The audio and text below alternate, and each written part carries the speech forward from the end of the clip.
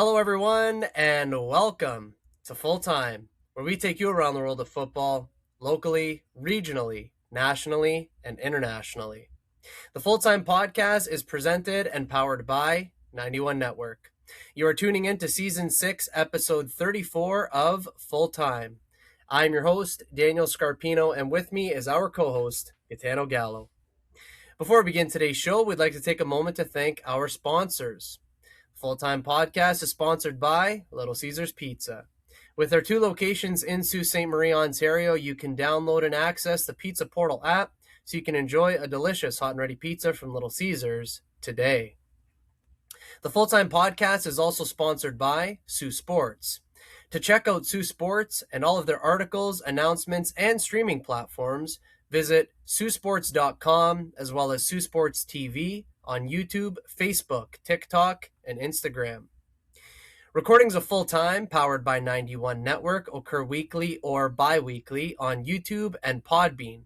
If you're listening to today's podcast, make sure to subscribe to 91 Network so you can catch us every time that we upload content right here on the Full Time Podcast. Folks, we are delighted to welcome you to this episode of Full Time, where we get to discuss the sport that connects us all. A fine May evening, my friend. How are you? Oh, talk about a fine evening. I'm doing great. Had the dog and the cat outside just now when I got home from work. Got my Habs playing tonight, and sandwiched in the middle of that is talking the beautiful game with you. So really couldn't have had a more perfect night planned out. How you doing tonight, Scarps? I'm doing fantastic. Got home from school. I actually cut the grass for the first time this season. So nice that the sun is shining. Well, I try to delay it as long as I can in May, but I could not do it any longer. We're getting towards the tail end, and it was so beautiful outside, I couldn't help myself. But it's been a sensational couple of weeks for me personally, and get to talk about that in tonight's show. So really looking forward to that. So definitely doing well, my friend, and the fact that we're together makes it even better. In today's show, we will discuss Europe's Big Five, the Champions League, the Conference League, as well as local and regional soccer. As always, if anyone would like to listen to our previous content, please check us out at Full Time on all platforms of 91 Network. And without further ado, Gitano, and to everyone who has taken the time to tune in here today, let's kick off. We begin today's show with rounding out Europe's Big Five. Having already finished up Germany's Bundesliga and France's Liga in our last episode, we have 3 leagues left to wrap up here and now. We will first start in the English Premier League. As we confirmed in our last episode of Full Time, Arsenal are Premier League champions, and they end the season on 85 points. Manchester City finished second with 78 points. Third place goes to Manchester United with 71 points. Fourth place belongs to Aston Villa, who totaled 65 points. And Liverpool finish in fifth with 60 points. Those 5 teams will all play in next season's Champions League. We will get into the remaining European places, but first, your thoughts on the top 5. So we're going to run it back with another congratulations again for Arsenal winning the Premier League, as we should wrap it up start with that. Honestly, my biggest thought when I look at the top 5, besides obviously City not winning the league, is and we've talked about it, I still do not understand how United end up in third. They're just catastrophic on and off the pitch. And I don't know how they managed to put enough results together to end up in third. I think it's more of a statement of, I don't want to say mediocrity from kind of the rest of the top half of the Premier League, but just for how terrible United have been recently, the fact that they still managed to get Champions League places astonishes me. I am super excited for Villa to be in the Champions League. I think, obviously, I don't think they're going to go and win it next season, but I think a Champions League night at Villa Park is going to be fantastic to watch. I'll definitely be trying to sneak one of those on at work while I'm not supposed to be watching them. Sorry, but yeah, I think that's a pretty solid top 5. I think when you look at, again, outside of United, when I think of kind of the best 4 or 5 teams in the league this season, Arsenal, City, Villa, and Liverpool would have been my top 4. Obviously, United not in there, but I think it's a pretty fair representation. I think it's a pretty fair representation as well. Again, United, a little bit of a surprise, no question about that. Liverpool, by all accounts, did not do a good job of defending their title, but they do get back into the Champions League for next season. So the top 5, a decent representation without question. And in sixth and seventh places, Bournemouth and Sunderland, who achieved 57 and 54 points respectively. Both of those teams will play in next season's Europa League. Brighton, who finished in eighth, will play in the Conference League next season as they were equal to Brentford on 53 points but had a superior goal difference. Gee, absolutely fantastic for these three clubs to get European football, especially Bournemouth and Sunderland. I think that this season they were just excellent. Yeah, honestly, like I would say probably I'm most happy about that with anything that's happened in the Premier League this season. Bournemouth, Sunderland, and Brighton all getting European football, regardless of which one, whether it's Europa League, Conference League, Champions League. So happy about that. Especially like having watched the Sunderland Till I Die documentary when it came out and seeing the state of that club and just where they were at. To see them, obviously seeing them get back to the Premier League was huge. I love that.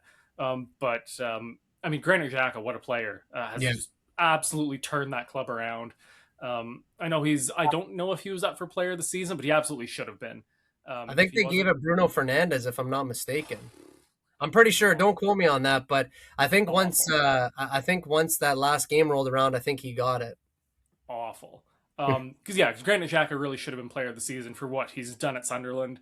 Um, Turned them into a European club in their first season back up in the Prem. But yeah, just fantastic for all three of those teams. I'm super excited to see what they do in Europe, and I don't think this is kind of the finale for them. I think this is just the beginning for their adventures into Europe. So yeah, super duper exciting. Yeah, and you want to talk about manager of the season? I know they've already given it to Mikel Arteta, rightly so. But I think what I always mess up the Bournemouth manager's name. He would have been in for a shout because he was amazing this season, and he lost players and all of these sorts of things. So absolutely fantastic from all of those clubs, and like you said, really nice to see that they'll be playing European football next season. And when it comes to relegation, on the final day, both Tottenham and West Ham won their respective games, meaning that Tottenham will remain in the Premier League next season, whereas West Ham will go down to the Championship. Tottenham achieved 41 points for the season, finishing just outside the relegation zone, whereas West Ham grabbed 39 points, finishing in the last and final relegation spot. Gee, so much to unpack from these two teams given the seasons that they had. You'll start us off. Yeah, I mean, when I think of the most disappointing thing this Premier League season, it's not even City not winning the league. It's the fact that Spurs didn't get relegated after the season they've had. They absolutely deserve to. They've been awful for a couple years now, um, and it doesn't seem like their ownership has learned anything or attempted to make any sort of changes. I think it's inevitable for them if they're going to keep this up that eventually they will go down. But yeah, super disappointing to see West Ham go down. Super disappointing to not see Tottenham go down. With you on that, and you keep playing with fire, at some point you're going to get burnt. So I don't know if they're just putting all their eggs in the De Zerbi basket in the sense that he's just going to work with this squad, but you know that he can be pretty hostile. So he's not going to be having that. If they're not spending money and if they're not going to be ambitious, we could be talking about Tottenham in a relegation fight next season. Gutted to see West Ham go down. Really big club. Really enjoy them, but I have a funny suspicion that they'll be up sooner rather than later. So this means that Wolves, Burnley, and West Ham are relegated to the Championship next season. And in terms of the teams being promoted to the Premier League, we will see Coventry City, Ipswich Town, and Hull City, next season in the Premier League. In Italy Serie A, as previously mentioned several weeks ago here on Full Time, Inter are champions of Italy. They end the season on 87 points. Second is Napoli with 76 points. Roma end the season in third with 73 points. And Como grab fourth with 71 points. All four of those teams will play in next season's Champions League. Milan finished fifth on 70 points, and Juventus finished sixth on 69 points. They will both play in next season's Europa League. Atalanta finishes seventh with 59 points, and they will play in next season's Conference League. Gee, this is how Italy Serie A finishes. Your take here, sir. I honestly think the biggest takeaway when you look at this, well, there's two. The first thing obviously is Como getting Champions League football is absolutely insane. Cesc Fabregas has done incredible work there. Really should have no business, even challenging for a European place, but to comfortably finish in a Champions League spot after the season they had is fantastic for them. I'm really excited to see what they do. And I'm really excited to see Cesc Fabregas as a manager kind of expand his repertoire here. I think it's going to be a struggle for them a little bit next season, balancing Champions League nights and the league. But I'm really excited to see them go at it. And then, really, kind of my second takeaway is how it's nice to see all of the top teams in Italy back in Europe, back challenging for the title. We've seen, Juventus and Milan specifically have had rockier seasons the last couple of years. Roma, especially, has not been fairly great in the last few years, really struggled there. So to see all these teams, whether it's Champions League or Europa League, it's nice to see them challenging for the title and finishing in Europe. Yeah, I couldn't agree more. And I actually tipped Roma to be really competitive this season. I was glad I got that one right. They had a heck of a show. I did notice that I believe Allegri was the manager of Milan, finished outside the Champions League spots, got immediately sacked. But like you said, it's nice to see all the big clubs competing at the top level. Como, just a little vacation destination in Italy, people passing through, and now they're going to be playing Champions League football next season. Fabregas, absolutely sensational. So yeah, it's nice to see all those teams competing at the highest level, and we'll get to see it again next season. And in Spain's La Liga, as we previously covered on Full Time, Barcelona are champions of Spain as they record 94 points for the season. Real Madrid finished second with 86 points. Villarreal finished third with 72 points. Atletico Madrid end in fourth with 69 points. In fifth is Real Betis, who end on 60 points. All 5 of those teams will play in the Champions League next season. Celta finished sixth with 54 points. They will play in the Europa League next season. And Getafe finished seventh with 51 points, That's good enough to get into next season's Conference League. G, your thoughts on Spain's top flight this season? Yeah, I think obviously we expect Barcelona, Real Madrid to be 1 and 2 no matter the order, so no shockers really there. A little disappointed with Atletico Madrid, didn't mount as much of a challenge as I think they could have. And end up finishing fourth, so not even in third. Obviously, still qualifying for Champions League is fantastic for them. So not a terrible season by any stretch for them, but really just, I think, fell a little short of what they were capable of. And then I really like kind of the mix of Spanish teams that, like the rest of the Spanish teams that qualified for Europe. You typically would see Valencia, Sevilla, or Athletic Club in there. None of them qualify, but getting Real Betis, Celta Vigo, Getafe, and Villarreal all qualifying, I think is fantastic. As much as we love seeing like all the the big teams in there, it is nice to get some change every once in a while. And I really like what Villarreal did this season. I thought they were really, really good. Same with Real Betis. I can't say I watched enough Celta Vigo or Getafe to really say too much about them, but obviously you look at the records and qualifying for Europe, they obviously played well. So I'm really excited to see what those teams can do next season, and I'm really excited to kind of just get to see more Celta Vigo and Getafe next season playing in the Champions League. Or sorry, in the European competition, not Champions League. Sorry. Yeah, well said. It's a beautiful summary, better than I could say, so totally agree there. And G, that is a wrap for Europe's Big Five this season. An absolute pleasure covering all the best that Europe had to offer for yet another year, my friend. Well done. Absolutely, and well done to you as well. Thank you as always for having me. And again, this probably won't be the last time I congratulate you until the end of until the start of next season. But again, congratulations on Arsenal winning the Premier League.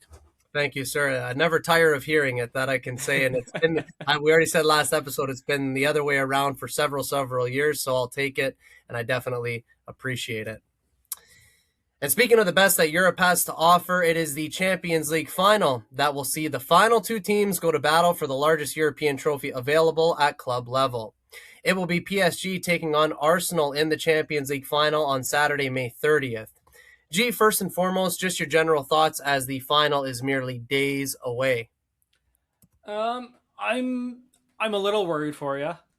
This PSG side is fantastic, and they have the experience now winning it. I think it could be a very, very ugly night for Arsenal fans if PSG plays to what they're capable of. But I also think if Arsenal are able to step up, and throw them right back at PSG, it could make for a really, really fun game as a neutral. So I'm cautiously excited for it, but slightly nervous for you. Well, thank you for that summary as well. It's not as good as your summary of Spain's La Liga, I'll say that, but fair enough. I'm starting to somewhat feel the nerves as the finals days away. I made it pretty clear in our last episode and definitely the episode before.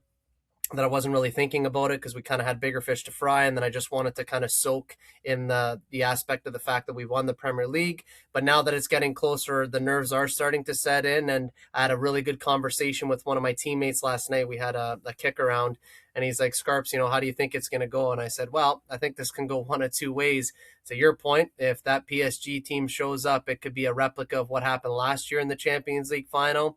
But if Arsenal comes and gets everything dead on perfect, I think that we can scrape it, but we'll get into predictions a little bit later. And to recap each team's journey so far in this competition, we're going to start with PSG. It wasn't the most glamorous league phase for PSG as they finished 11th in the table, needing the playoff qualification round to get into the round of 16. In that playoff qualification round, they snuck it narrowly, but managed to get themselves to where they wanted to be, which was in the next round, of course. From there, the round of 16 and quarterfinal were much more decisive.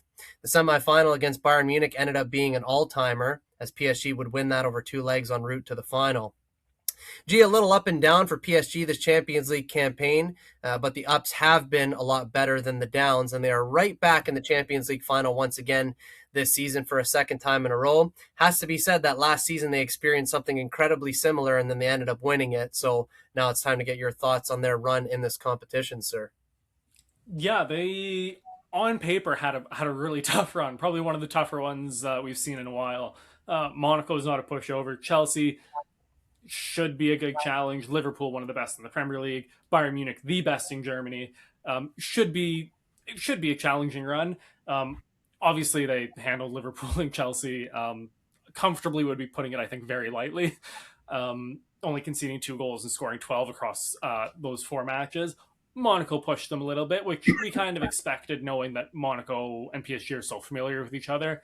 And then obviously the Bayern Munich tie, like we said, it's one of the greatest ties in the history of the Champions League. That first leg was absolutely electric. So yeah, it's a little bit of up and down, but I think with context, of how these games played out and what they were really up against, I think it's a pretty fair representation. They can grind out 1-0s when they need them. They can absolutely pound you into the ground when they need to. I think that's kind of how this PSG team is built. So I think their run reflects that really well, and it's been impressive.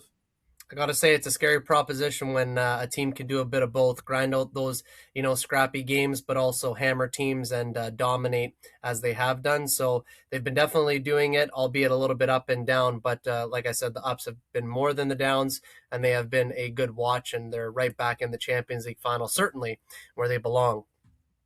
And in the case of Arsenal, they went perfect in the league phase, winning all 8 of their games en route to comfortably attaining first place. The round of 16, quarterfinals, and semifinals saw close games, low scores, a defend first mindset, and scrappy affairs, all of which Arsenal came out better on the other side. This has largely been Arsenal's journey in the Cup so far. What can you say? Yeah, and you look at, again, on paper, Bayer Leverkusen, or sorry, Bayer Leverkusen, Sporting, and Atletico Madrid, again, should be easier than, Chelsea, PSG, and Bayern. But also that is kind of Arsenal's reward for being the best team in the league phase, is you get the easiest kind of route to the final. Um, I think they've been good. They haven't. I don't think they've been tested maybe as heavily as PSG has. Obviously, anytime you have to play Bayern Munich, whether it's over 2 legs or a single game, that's probably one of the toughest challenges in European football right now. I think Atletico was probably the closest they had to a really big challenge, and even then, Atletico really didn't play. Like we were talking about earlier, they just kind of had a disappointing season in general. So I don't think Arsenal have maybe been challenged to the level PSG have, but they have matched and bettered every challenge they have been up against. I really like that they've been able to grind out ugly wins. You need to be able to do that. You have to have that in your back pocket. It's great to be able to smash a team 5-0, but it's way more important to be able to lock down with 15 minutes left in a 1-goal lead. I think Arsenal have been really, really good in the Champions League. They haven't been pretty, but pretty doesn't win you trophies. Results do, and they've been getting the results. They've been playing the way they need to win. And if we're looking at the PSG game, you're not going to go out there and thrash PSG 4 or 5-0. You're going to need to be defense first and lock things down. So I think kind of the route that they have taken has perfectly prepared them for this final. Whether it'll be enough, yet to be seen, but they've been impressive so far, and it should be a fun final. Another beautiful summary there, and I couldn't agree with you more. They've prepared in this way, and it kind of is apropos for what they're going to be facing in the final. They're going to have to be defensive, and they're going to have to lock it down. They're going to have to work on counterattacks and maybe work with a set piece or two. So yeah, I've enjoyed them this competition. I've certainly enjoyed the results, but you also brought up something key earlier, saying that they had the easier road to the final, but that's the reward you get, as you mentioned, for finishing first. So the people who are saying, well, look at who they had to play to get to the final. Well, that's because they did the work in the league phase, winning all 8 of their games. So that's the way that the format goes now, and this is the reward you get. So Arsenal in the Champions League at times haven't been a good watch, but the results certainly have been favorable. And according to oddschecker.com, PSG are the favorites entering this match with an implied win probability of 43%. Arsenal sit at a 29% chance of winning the trophy. The odds that this game goes beyond 90 minutes, suggesting extra time or penalty kicks, sits at 28%. Gee, these odds don't totally surprise me. I was thinking that PSG might have been tipped somewhere in the high 30s and maybe Arsenal in the low 30s.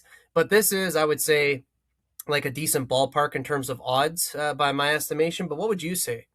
Yeah, I was just about to say that it's maybe a little off from what I would have said, but it's not anything crazy. Yeah, PSG, the reigning champions, should be the favorites going into this.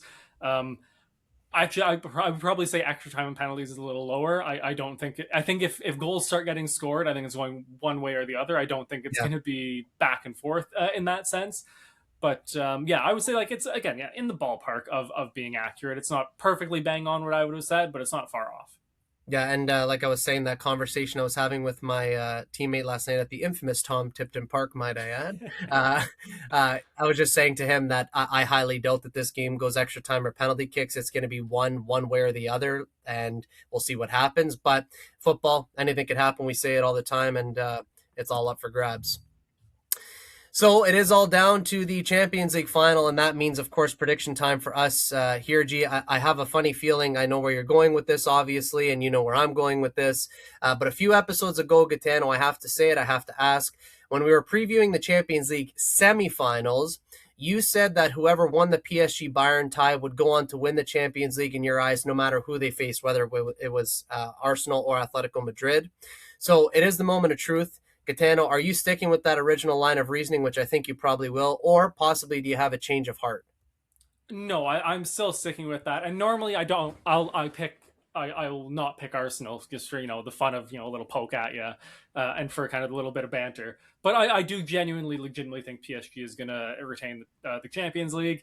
I think it'll be closer than people expect, but still not like super close. I'm going to say 3-1, but it's going to be like 2-1 very late in the game. Arsenal pushing, PSG kind of get that last one on the break. Um, but yeah, I think it'll be a very fun game. But I do think PSG will retain the Champions League, become only the second team in history to retain the Champions League. And unfortunately, I think Arsenal will fall short. But to no, disservice to them, I think they've been phenomenal, and I think they will play fantastically in the Champions League final. I just think this PSG team really just can't be stopped. Well, and I think your prediction and your line of reasoning is one that probably aligns with most, and probably, I know 43% chance for them to win it, but it's probably more like well over 70% of people are going to think the way that you're thinking. I cannot think that way. I think that with the greatest deal of credit to PSG, I don't think Arsenal is going to keep them off the score sheet and keep a clean sheet. But I have to have faith in my team that Mikel Arteta is going to develop a perfect tactical plan, and that the players are going to have to execute it near perfectly. So I am going for a 2-1 Arsenal win in regular time. I do not see this game going beyond 90 minutes. If it does, I'll probably have a heart attack. So let's hope that Arsenal can end it in 90 minutes for my case. But those are our predictions, Gitano, and it's all down to Saturday. A final reminder to our listeners that the Champions League final will be played on Saturday, May 30th at 12 p.m. Eastern Time. In our next episode of Full Time, we'll recap the game for you all. This is Daniel Scarpino and Gitano Gallo, and you are listening to the Full Time Podcast on 91 Network. If you are enjoying this episode of Full Time, don't forget to like the video and subscribe. It goes a long way in helping out the podcast and the channel. Moving along, it is the Conference League that has crowned its champions, as the final was played today at the time of recording, Wednesday, May 27th. The match was played between Crystal Palace and Rayo Vallecano. We'll recap the match for you all here and now. After a first half saw both teams test their luck, things would go into the break level at 0-0. Just 5 minutes into the second half, Palace would find the breakthrough thanks to Jean-Philippe Mateta. And from there, Palace would never look back. Crystal Palace defeat Rayo Vallecano by a score of 1-0 to claim the Conference League. Gee, absolutely fantastic from Crystal Palace. And if you take a look at the season they had with how many key players left the team, this has to be the best feeling for that club and their fans.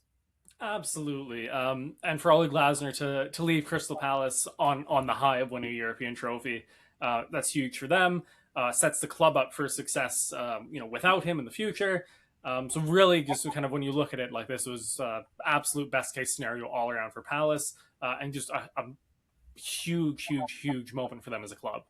Yeah, and not to take anything away from the players because they are the ones who did it on the pitch, but I think a result like this just goes to show the value and the importance in having a really good manager, a really good coach. So definitely a tip of the cap to Ole Glasner. Gitano, where do you think he goes from here? Because he is leaving the club. He announced that much earlier this season. What's next for him? I don't think there's too much actually in terms of like credible rumors, but I mean, I know there's a lot of jobs in the Premier League. There's gonna be a lot of jobs in the rest of Europe's top five leagues. I think he almost has his pick of the job. I think if he wants basically anything outside of like City, Milan, like the really top of the food chain. But I think he could definitely be looking at it like a Champions League level club. Um, Again, like there's no real confirmed rumors or really anything, but like he'll be managing a top club for sure. Yeah, I totally agree with you there. I do believe that he will be managing a top club, but I do believe that the next club that he goes to, he will pick a club maybe that has more stability in terms of its finances, that can spend more money and that will be a little bit more stable because he did emphasize in many press conferences. And there was a couple where I thought, I'm surprised that they haven't released him yet. But in the end, Crystal Palace was probably wise not to release him because he guided them now to playing Europa League football next season. So we will see Crystal Palace in the Europa League next season. And as we say once more, the 2026 Conference League champions, Crystal Palace. And now it is time for a local and regional soccer update. High school soccer has officially wrapped up here in the city of Sault Ste. Marie as it pertains to league and city championship play. Gee, there is still regional competition upcoming, which we will definitely get into, and the potential of provincial competition for senior teams. But purely from a local level point of view, we have seen yet another high school soccer league and playoffs finish here in our city. Before we get into the winners and the champions, just your thoughts, Gitano, on the season that was in the high school soccer circuit. Yeah, so unfortunately, I didn't get out to any games this season, which is a bit of a bummer. Obviously, what do you call it? The sprint season makes it a little bit tougher to get out. So it was disappointing on my end to not get out. But from everything you've told me and what I've heard from other people in our local soccer community, the season was fantastic. The level of competition kind of has to hit the ground running. Yes. So I heard that there were some fantastic games, some phenomenal results all across the board at all the groups. So yeah, fantastic season. Unfortunate with the conditions that it had to be played in the sprint season, but fantastic for everyone to be able to kind of get it done, get the season played for the kids, and kind of be at the point where we are right now heading into regional competition. Well, and it was funny because this past Monday, which was just 2 days ago, that's when all the city championships happened, of course, at Superior Heights Field, which we're going to talk about here in a minute. But everybody that I was talking to was saying, surely next year, for a third year in a row, we can't have another sprint season. Surely the winter weather can't be like how it is. And we were all kind of saying the same thing, that it does need to go back to normal, but it's purely weather dependent. Definitely glad that we were able to get in the season. Everybody was able to get their games in, albeit it was very condensed. And then the playoffs went super smooth, and the weather held up for us, generally speaking. So definitely happy with the way that things turned out, and another local season and city championship night in the books. And in terms of the winners, in junior girls soccer, the league and city champions, the Cora Colts. In junior boys soccer, the league and city champions, the St. Mary's Knights. In senior girls soccer, the league and city champions, the St. Mary's Knights. And in senior boys soccer, the league and city champions, the St. Mary's Knights. Gee, this is how it all finishes up locally. For the most part, St. Mary's taking care of business. What are your thoughts here? Yeah, always nice to see my old school doing well. Um, a bit of a bummer that that your core Colts couldn't do as well across the board. Yeah, Um, but still nice to see. Obviously, we don't have a ton of competition. There's what, only four schools, right? four schools now. Yeah, Yeah. So it's not like there can be a lot of uh, change really in terms of who's winning. So no surprise to see, and also with the sprint season, no surprise to see the teams winning the league and playoffs, like doing the double there. Would be a little tougher, if you were playing an actual full season to do both. So no surprise in that sense. And like I said, a little disappointed to see your core Colts not do as great across the board, but happy to see St. Mary's College do well. And yeah, fantastic results across. Yeah, from a program point of view, I mean, our core teams, every single one of them made the final, which was huge. So, as we're going to talk about, a lot of NASA berths. But in the case of my junior Colts, delighted to do a league and city double. Never going to say no to that. It was an incredible night on Monday to win it the way that we did it and the manner that we did it. So, definitely delighted for the kids and to watch the rest of the finals. St. Mary's were out and out fantastic on at junior boys level, at senior girls level, and at senior boys level. So yeah, all the way around, St. Mary's really good. Happy for my junior Colts who were able to get it done. And yeah, fantastic showing in the sprint season and of course in the city championship evening that was on Monday. And now that the league and city champions have been crowned, it is regional competition that is on the horizon in Northern Ontario, as well as all other regions across the province. We will have a total of 8 teams representing our city at the regional competition NASA. That stands for Northern Ontario Secondary School Athletics. NASA representatives will be from the junior boys, and senior girls division. As always, there is no NASA competition for junior girls.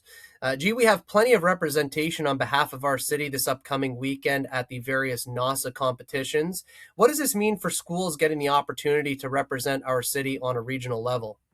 Oh, it's massive. It's massive for the schools. It's probably even more massive for the kids actually doing it.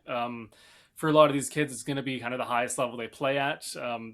As we know in Canada, there's not like once you get kind of past this, it's university soccer, and then there's really no pathway further. So for a lot of kids, this is the highest they're going to play. So it's absolutely a huge honor for them to be representing, not just their school but our city on a provincial level. And for the schools as well. Like it's, I walked into the St. Mary's gym and saw all those banners hanging there from all the different sports. Like it's a really important thing for the schools. And especially because we have some newer schools that aren't maybe as established as like, the old St. Mary's College. So for them to not just have, the old relics hanging in the gym, but the new, kind of the new era, getting banners up, in the gymnasium is huge for them. So it should be a really exciting time. I would say so. And, for myself personally, you just said, how much of an honor it can be for these kids. With the 5 sports I played in high school, 4 of the sports I got to compete at NASA in Northern Ontario, going to battle against the best that our region has to offer. So it is a great honor. And what's on the line, at least for the senior teams anyways, is that coveted spot at a provincial tournament, which we would potentially get into in a future episode of Offs. So we certainly hope the best for all of our teams competing at NASA this weekend. And we do, in fact, host a branch of NASA soccer here in Sault Ste. Marie once again this year. This time around, it will be the senior girls division that will be hosted at Superior Heights Field, playing host to all the best teams throughout the region in Northern Ontario. This includes Sault Ste. Marie, North Bay, and Sudbury. It's a great opportunity for fans to see the best our region has to offer at the senior girls level this upcoming weekend. Absolutely. I'm going to do my absolute best. I missed all of the high school soccer, like I said, so I'm going to try at least get up to Superior to catch at least one or two of the NASA games. Should be super duper fun.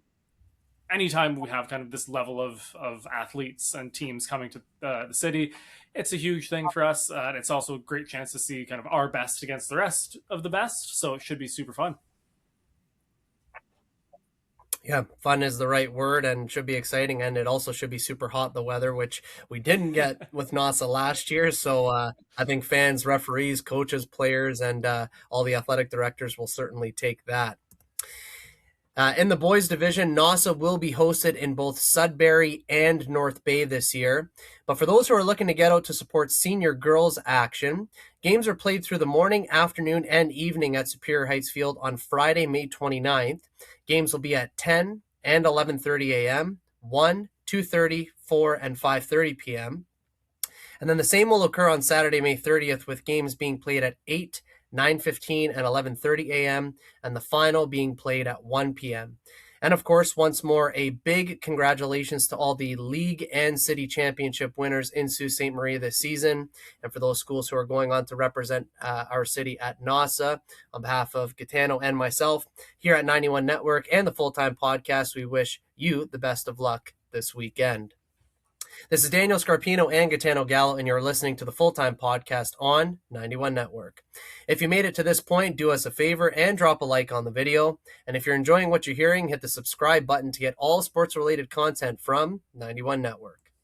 Ladies and gentlemen, that is Full Time. As we get ready to conclude tonight's episode, we want to extend a heartfelt thank you to each of you for tuning in. G, excellent job, my friend. Well done to you as well. Fantastic as always. Again, congratulations on Arsenal winning the Premier League. I'm trying to just give you as many as I can. I know it's been a very long, 114, 113 episodes where most of the time I'm getting the congratulations. So yes.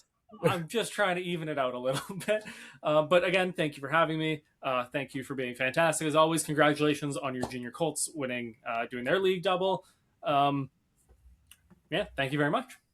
Congratulations all the way around, and a very big thank you to you, my friend. I appreciate you more than I could put into words. A reminder to our listeners that the next episode of Full Time will be recorded the week of June 1st, 2026. In that show, we'll take a look at the Champions League and regional soccer. As always, we'll keep everyone in the loop with all of the happenings in the world of football. For weekly content, make sure to hit like, follow, share, and subscribe to all platforms of 91 Network on YouTube, Spotify, Facebook, Instagram, TikTok, Podbean, and Spaces at SiouxToday.com. For Gitano Gallo, my name is Daniel Scarpino, and thank you for tuning in to Full Time. We look forward to seeing you at kickoff next time back here on the Full Time Podcast and 91 Network. Best always.